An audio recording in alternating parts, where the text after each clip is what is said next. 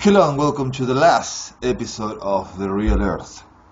Um, we've been discussing a lot of different issues throughout the whole series, from ETs to past life regression to spirituality in general, near-death experiences, other civilizations, and at the end of all that, the last thing that remains when everything has been said and done is love, the energy of the universe. But how do we apply that energy into our day-to-day life?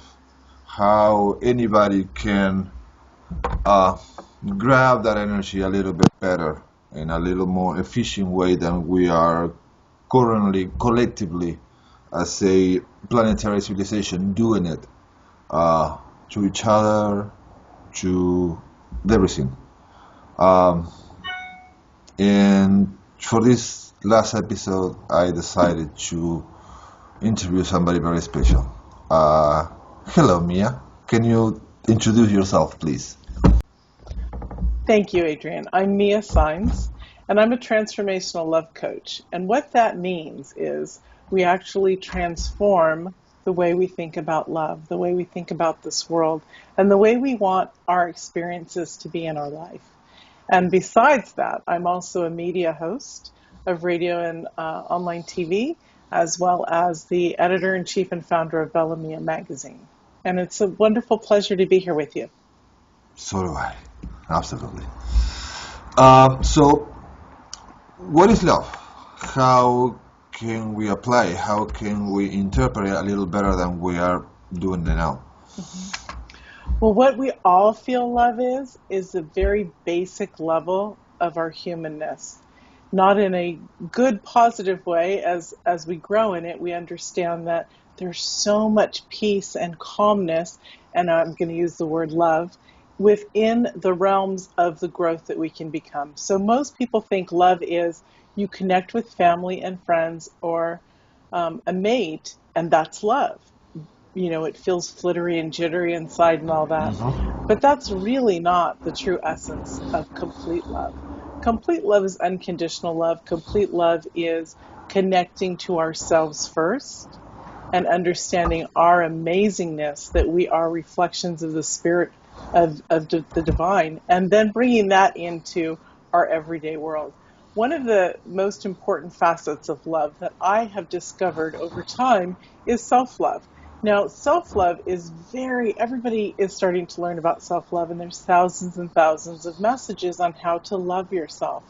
But really, to get deep and to understand what love is, we have to shift on a conscious level. So now my terminology in love is conscious self-love. That sounds very nice. But what happened when the guy at the store overcharged me?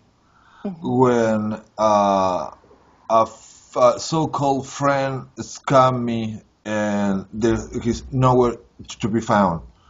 She's nowhere to be found. He's nowhere to be found. What happened when somebody cut us off in traffic? And how can we apply love in every situation? And if not, how can we better handle those situations? How can we bring some more loving energy to our day-to-day life? Okay. That's really wonderful, because really it's all about a self-discovery journey. The more mainstream term is self-growth. So self-discovery is really what it's about. It's understanding who we are, and it's about taking self-responsibility. So when you work on yourself first, and this is not selfish, this is very nurturing and giving, all those other things disappear. Now, there are spiritual people who are evolved, and there are spiritual people who are not quite as evolved. And they wonder why they're not, and even mainstream people. But people are wondering why they're distracted by the person at the grocery store, by why somebody cut them off. It's all a perception, and it's all about how we shift our mindset and our focus in life and our dedication to what we truly want. That's why, and if I can say it, I have a program called Total Flow Mastery. And it's not about that I have this program, but it's about the methods that we learn to shift and move us. So conscious self-love is the most important thing to understand what unconditional love is like. And I'd like to get to that in a moment, but I'd like to Yes, explain please. the other. We also work through understanding fear, shifting our mindset to be able to manifest everything. We all are understanding that word manifestation. And so to bring into our life, we want to manifest love. We want to manifest peace. We want to manifest harmony. So the result is you do all these levels, and then you get to where you can create this magic. So conscious self-love is about understanding yourself on a quantum level. Now, what that means is it's not just I love myself and I'm going to do some affirmations. It's not just I love myself and I'm going to read some spiritual books. It's not just that I'm going to light candles. We can choose thousands of ways to nurture ourselves. But the conscious part is to do it because we love ourselves. We know we're amazing. We are the creation of the divine. We're spiritual beings living in this human realm. And so that's the fun part about this, is bringing our human essence with our spiritual and blending it together. So it's healing all the human aspects that have been put upon us since we were born in order to reveal a more beautiful self. So here's something that's very interesting, Adrian. When we were born, as you know, perfect, whole, and free. We're these spiritual, beautiful beings. But from the moment we're pushed out of that birth canal and into our reality of planet Earth, our life changes. Our soul is still intact, but the human essence gets very disturbed. So the birthing process is frightening and upsetting. The bright lights, the aftercare. We're not always given what we need at the proper time. This is the first element of what we experience as abandonment, which takes us throughout our life. So in psychology, 0 to 8 are the most important years of our growth. I'd like to remark a phrase that I just said because it's wonderful, and I think many of you missed it. We don't get what we need at the right time. And that's very special because, I decided this for myself, and I know that right now I can enjoy it, and I can feel the joy that I think having that will bring me. And the week goes by, and I'm still waiting for it. And a month goes by, and 5 years go by, and 10 years go by, and 15. Well, we're And going to get to that. in our desire for it is not the same. The motivation is not the same. How all that fits together. Wonderful. Okay, so in psychology, 0 to 8 are the most important years, but 0 to 12 is how I like to look at the flow of healing a lot of trauma in our life. We do experience trauma, even if we have simplistic, beautiful lives where it's just playful mother love, father love, and family love. There's still traumas on the playground, in our neighborhood, in churches, and things like that. So what we're doing as we re-raise ourselves through conscious self-love is we're eliminating all the traumas that have happened. For many, many people, trauma is really serious. There's abuse, sexual, physical, emotional, mental. And there are other people who still experience traumatic experiences that have had simplistic, beautiful lives. So when we go back and we really look at the overall picture of what abandonment and what our lives look like, we go back and we're stripping away what I call the onion peels. We're opening up the beautiful petals to flowers to see in that beautiful blossom. So as we strip away, we're eliminating everything that was placed upon us. When we were born with a clean slate, only 10% of who we naturally are remains with us. 90% is put on by our society, which is our family, media, church, friends, school, everything. So we're not who we normally would be because we have these layers of pain, these layers of lies, these layers of misbeliefs laid upon us. So as we strip away each element layer by layer by layer, and we see our true divinity, and we see the magnificence of being human, and we put them together, is when we can actually express ourselves in a complete way that we've never had before. So when I talk about abandonment, all, and the pain and everything throughout life, we really do strip it away. What we're doing is we're changing the energy around the story of who we were. We're not changing the story because that would be lying. But when we change the energy around it, many people know my story, and you do as well, that I had a very severe childhood. So what I've done in my healing process is it's not to change any of the story, because really all the abuse and all that crazy stuff that happened to me makes me the magnificent woman that I am today. But I change the energy around it, and I'm continually changing the energy around it.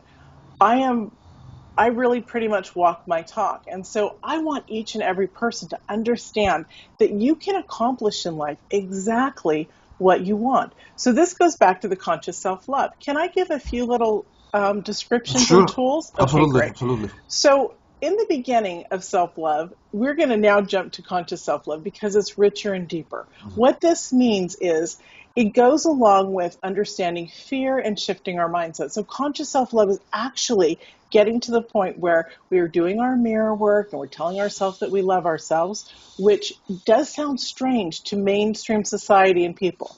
But as you look at yourself and you say, I love you, most people become incredibly uncomfortable. It's really hard to look at yourself in the mirror and say, I love you, because you have a reaction, all kinds. My first reaction 27 years ago was, no, I hate you, and I started crying. I have a lot of clients who are disconnect, or they laugh. That's very much a disconnect. Sometimes people feel cold. Sometimes people can't get the words out. Sometimes they hear the word liar. There's so many things that we were programmed with. So this is the fastest way to get through to who we truly are.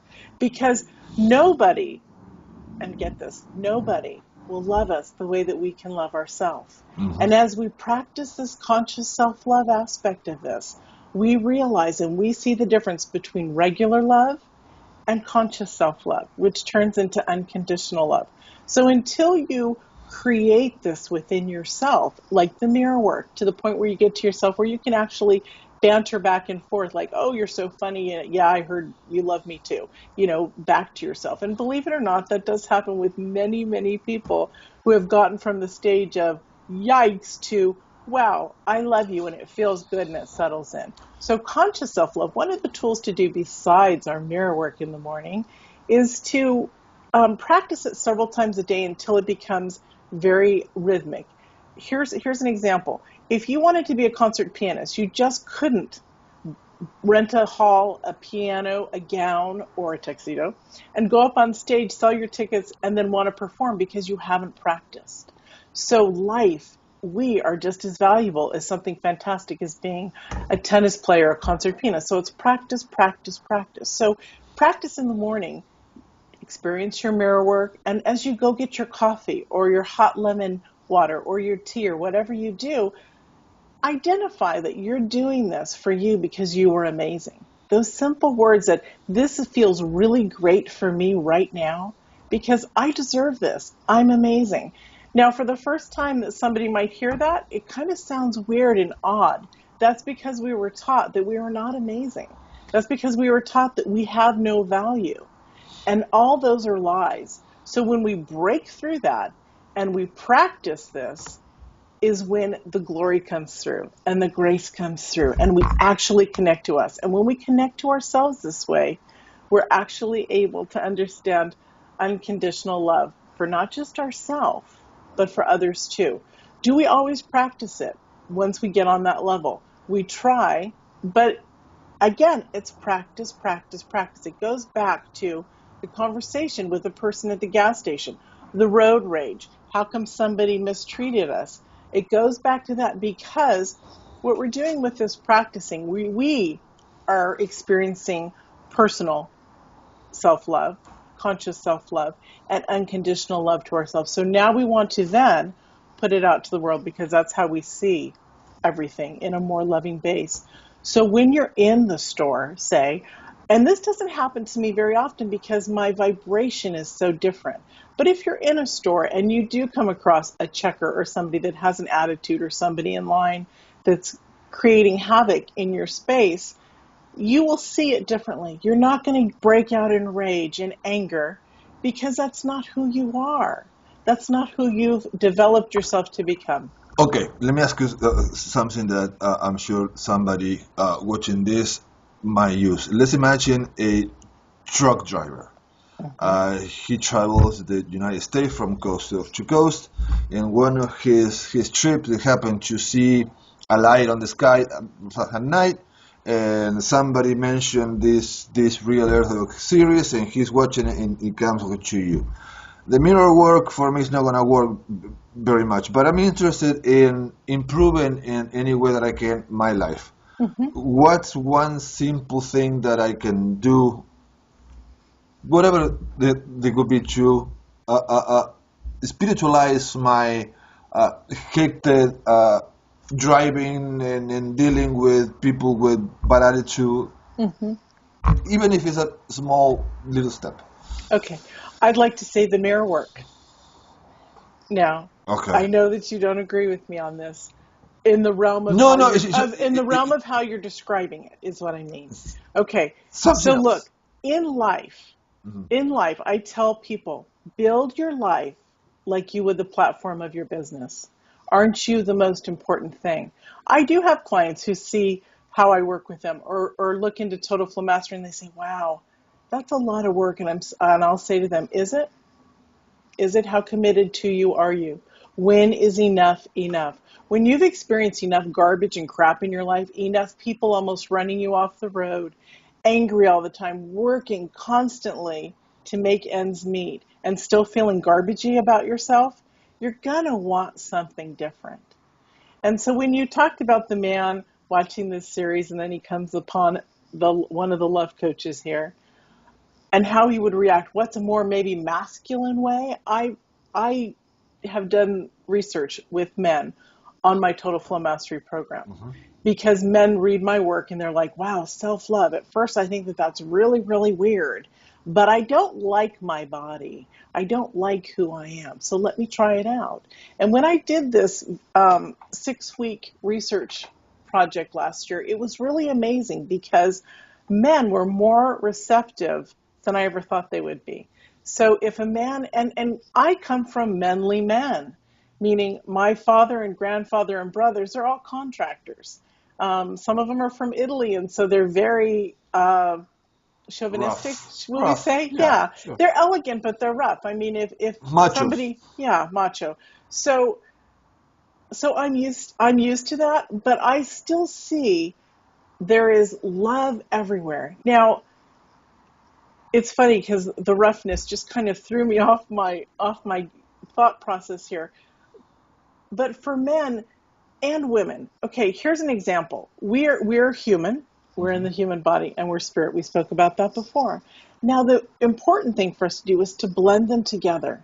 So when we heal our physical aspects, our body, with our spirit aspects, and we bring them to be together, our soul can really be revealed to live the way that we were meant to live here. Mhm. Now, one of the first little experiences that I saw during this was I was at the beach with my husband, and we were walking along the beach, and there were many people standing up in the water and being knocked over. And I was looking at the body types. This was a couple years ago. I was looking at the tall men or the women who were busty and had bums and off-centered. People are humans, we're very off-centered. So when we understand our body and our love for ourselves, it takes away all the garbage, all the crap of I'm less than, I'm not great. And it allows us to love outwardly. It allows us to be the spiritual beings that we are. So love is just that. It's love. It's universal. It's beautiful. Now, the spiritual essence that I was talking about it's for everybody. It's not just for people who go to church or people who read certain spiritual books. It's for universally. Now, how do we get to help that man who drives the truck who might not be happy because he's working 22 hours straight and he has to stop and rest and he's stressed out? All he wants to do is get home to his sick daughter. Mhm. I would suggest on a more simplistic level, you're not going to do your deep work while you're stressed out on the road, but listen to things that elevate you. That means remove all the garbage from your consciousness. That means remove all the shows that bring up trauma and drama. Remove the news during that time. Bring in some guided meditation music, some sound. I'm not talking about meditating while you're driving. I'm talking about relaxing you in that space, in that movement. Think about your existence on what you would like for your family, how you can be happier. Connecting to our higher self, spirit, God, creator, source, whatever you want to call it, connecting to our higher self is really who we are. So when we get past all the garbage and we peel it all away, what is left when you remove and you clean a house? It's Mm-hmm. all clean. That's all that's left. You can take many steps on that drive. Our conscious thoughts are the most important thing. So spend that time, and it's very meditative too. It's very calming. Spend that time thinking, giving gratitude. Gratitude brings in love so fast. It makes us happy. It makes us appreciative of things. And that puts us in a loving place. I always tell people, get back to gratitude and you're going to find your love. So whether you're grateful that you're on, it's also the perception of how you think. You're grateful because you're on your way home to your family. You're on your way home to that little baby that you wanted to see, your daughter, or whatever your situation is. Now, a part of understanding fear and all this, a part of understanding love and universal love and unconditional love is understanding where fear comes from. You may be fearful that you're not going to get home and your daughter's sick. So look at that idea of what's bringing you stress. Pull it out in front of you and literally in your hand almost look at it and say, okay, I'm really stressed out that I can't get home to my daughter. Say she's in the hospital and going into surgery. So you have to work it back to its core essence. You have to break apart each lie that is really created from birth. As humans, the thing that we're most fearful of because we don't understand it is death, right? Mm-hmm. So if you can't get back to your family, that you're rushing home across the country because you're driving this big rig and you're working it and you're really nervous, you want to get there before her surgery, think about what the issues are. It's not going to kill you, which is the number one fear. So that is eliminated. Your daughter's going to be fine. She's being taken care of. She's being loved. So when you work it back to its core, where the fear started, you Mm-hmm. can see its unreality and its nothingness. And that breaks apart. And once you start to do that, you're breaking apart myths and lies that have been placed upon us. Again, going back to 90% of what we think is not our own conscious thoughts, are not our own thinking. And so that is a major aspect. Mindset and focus is brilliant. It really is the key ingredient that makes us incredibly strong. And I mean strong consciously, to allow love into our life, to allow the positive into our life, to allow conscious self-love, to allow unconditional love. And what that looks like is on your trip across the country, driving home, you're going to remove those thoughts that keep coming in. My daughter's sick. My daughter's in the hospital. You have to remove them. It takes work until you can learn how to do it. But you bring in other elements to shift your thought process in order to have a more calm, quieted, loving thought process. Even if you simply just say, I will not allow you in. I will not have you come into my thoughts like that. That's the first step, is acknowledging that you want something different. Let me ask you. Yeah, but I was gonna say my dad. Was gonna say my boyfriend, my wife, my sister. I'm gonna be doing something so different to what I receive through my family, my religion, my culture. Uh, how do I move past those opinions for Mm-hmm. the people that surround us on a day-to-day basis and we have grow up with Well, or okay. we are related with? Mm-hmm. I get where you're going. Okay. When we want something in I'm life, embarrassed. What are they going to say about me? right. Well, here's the base of it. When we want something, we want it. We don't care what somebody else thinks. It means that much to us. How many of you out there watching this have had the experience where you really like, at any age, think back even when you were younger, you really liked somebody and you wanted to spend time with them, but you were afraid that your friends might make fun of you. You still found the way to be with that person because it's what you truly wanted. So it's the same thing with this self-growth or this self-discovery, this conscious self-love. It's the same thing. If you want it bad enough, nothing else matters. We get to a point where we love our family, but we understand they're human. They make mistakes. They think their own way. And you have to resolve that within yourself. You have to get to a place that you are the creator of your own existence, your own life. They are not in control of you. And that's the beautiful thing about growth, because when you get to that place and you're like looking back on hindsight, you're just like, wow, that was a really rough part of my journey, but I am free. So it's a freedom and an essence that we create within ourselves. It's commitment. What do you really want? I love to ask that question to people. What do you want? And also, when is enough enough? Because if you want something and you're not going to move forward, whether you're too lazy or whether you think that your family is going to object, who's being hurt? Them or you? It's truly the person that wants to be something greater and better. And if they're not allowing that, they're really creating self-sabotage, because their inner critic is going on and on about what somebody else is thinking, about what they're thinking, about how it makes them feel. If they remove how it makes them feel, say you're a child and you have this as a pattern. You do one thing wrong and you know that mom's going to blow up over that one thing.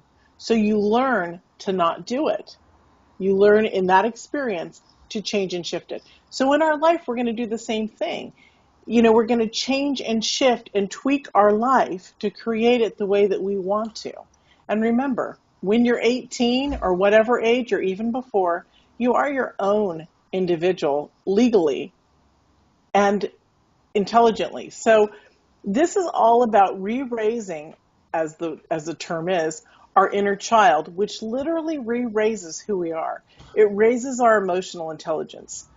When you have grown in your grace, you don't care what somebody else thinks or believes about you, because you are so confident with yourself as far as loving yourself. You know you're on the right path. You know you're not harming anybody. You want to experience love. You want to experience grandeur. You want so many amazing things in your life.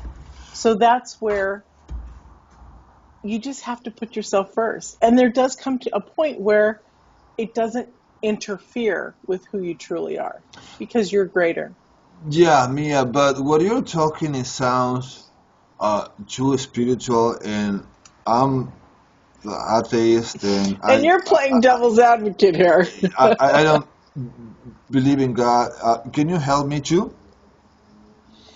Well, I will tell you, I do not help people who do not believe in God. I mean, I will help them. Absolutely, I'll try.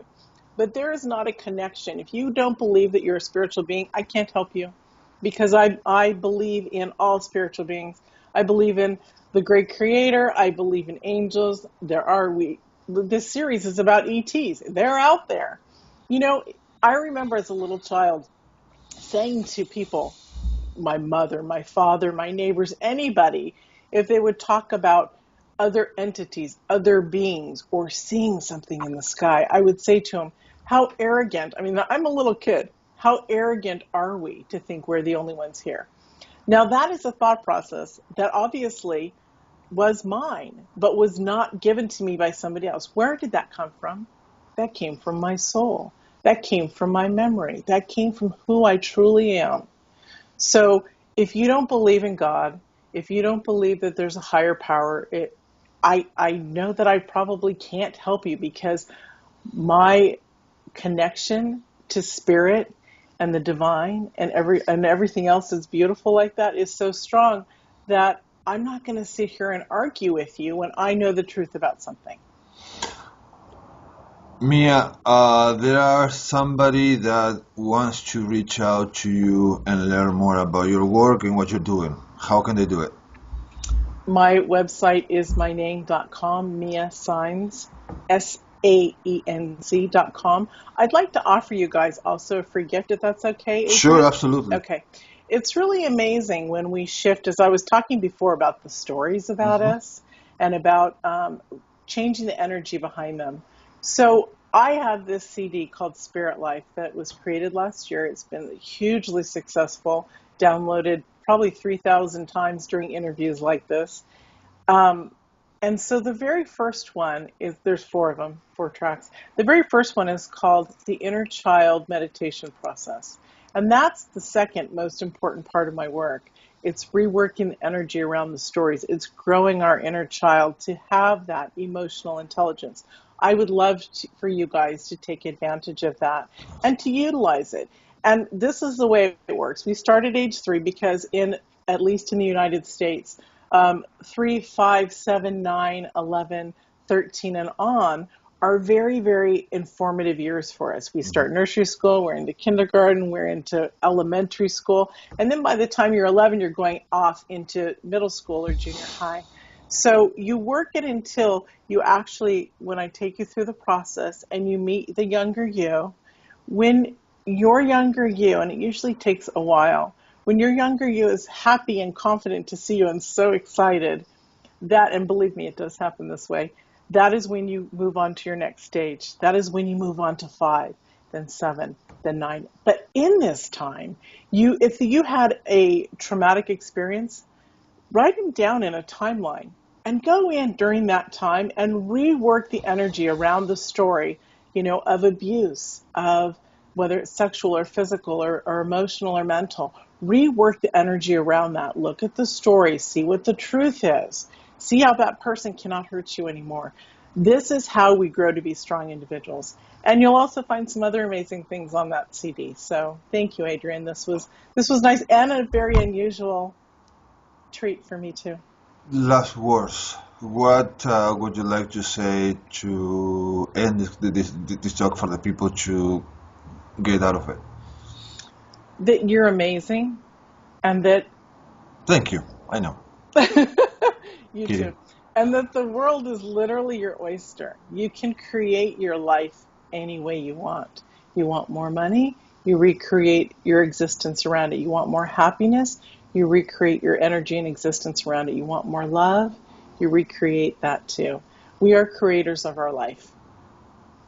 And that's simply and fantastic is how it truly is. Thank you. Thank you.